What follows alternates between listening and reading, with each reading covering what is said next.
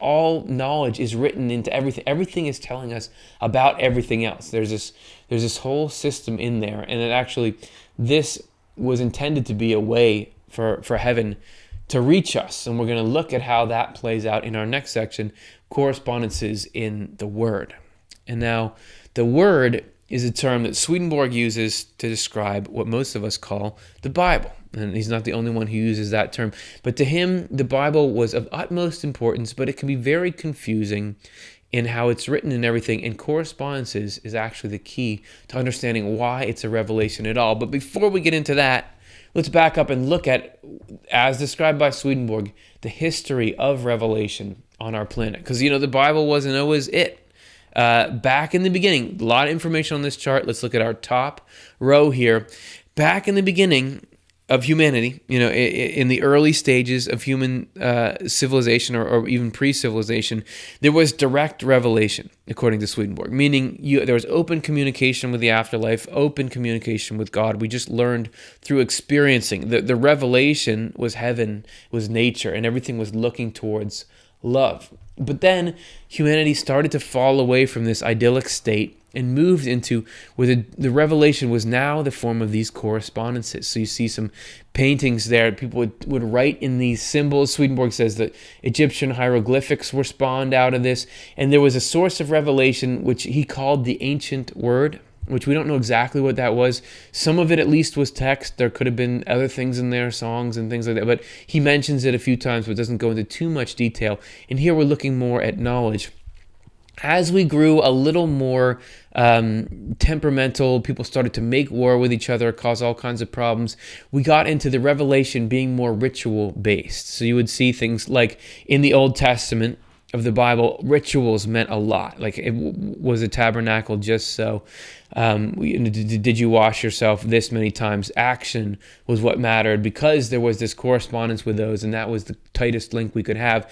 Swedenborg contends that Jesus Christ, when he came, was a living revelation, and that was, the New Testament was then showing us through correspondence a connection with God. But he takes it even farther, saying in the future, humanity is going to be able to come through the knowledge of correspondence into the inner meaning of the text of the Bible. And from that, through that roundabout way, reconnect with heaven and reconnect with love. He says that that's how the whole thing works. All right, so there's a chart. You can come back to it, pause it, but really, there's not going to be a test at the end of this. It takes time to learn it all. I was thinking, we're trying to do a Swedenborg 101, but everything gets so heavy so fast. It's just the nature of Swedenborg, which is good, because otherwise there'd be no reason for us to do a show, and then what would I do all day, right? Okay, so here's Swedenborg talking about the correspondences in the Bible. This is from his book Secrets of Heaven, and actually Secrets of Heaven is this indexing of the meaning of the Bible starting in Genesis. So here's how he kicked the whole thing off. The Word contains secrets of heaven, and every single aspect of it has to do with the Lord, His heaven, the church, faith, and all the tenets of faith, but not a single person sees this in the letter. The truth is, however, that every part of the Old Testament holds an inner message, except at a very few points those inner depths never show on the surface. But each and every detail, down to the smallest, even down to the tiniest jot, unfolds and symbolizes spiritual and heavenly matters. And even there you see him saying the church, faith, and you might think, well, what do I care about that stuff if you don't consider yourself particularly churchy? But again, this is Swedenborg using those terms in a way that's different than the common meaning. When he talks about church, he's talking about a state of mind and heart. When he's talking about faith, he's talking about the love of the truth. And that's why you got to give Swedenborg a chance initially, because you'll think he's saying something different, but when you find out what he's really saying, when you understand his self-consistent worldview, everything gets a lot cooler. Or that was the progress for me anyway.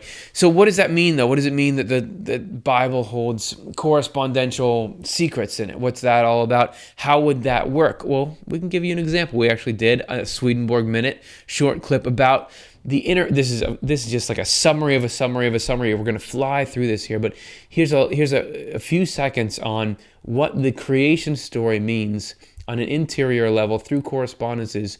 And the interior level is always relevant to each one of us in all of our lives. It's not just about history. So here's the inner sense of the creation story. This is the story of our creation, as we grow from the formless void of self-centeredness and materialism to the living, thriving mindset of empathy and love. For us, a division first occurs when we begin to realize that some things in our lives are helpful and others are destructive.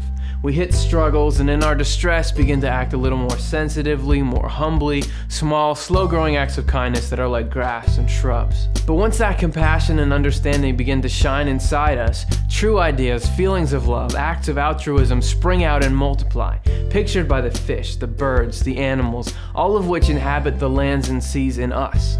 When it's completed, God rests, not on a bed somewhere, but in us, and in the love we now allow to flow through to others. And it might seem arbitrary. It might seem like you're just assigning meaning to that.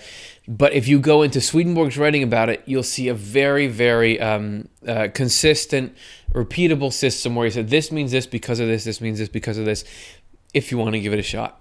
And if you do, and you start to dig into it, you start to see it explains everything that's hard about the Bible.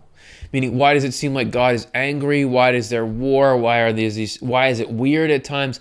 The correspondential explanation flips that into, oh, this is like what I thought I didn't like, now I like. Or that was my experience.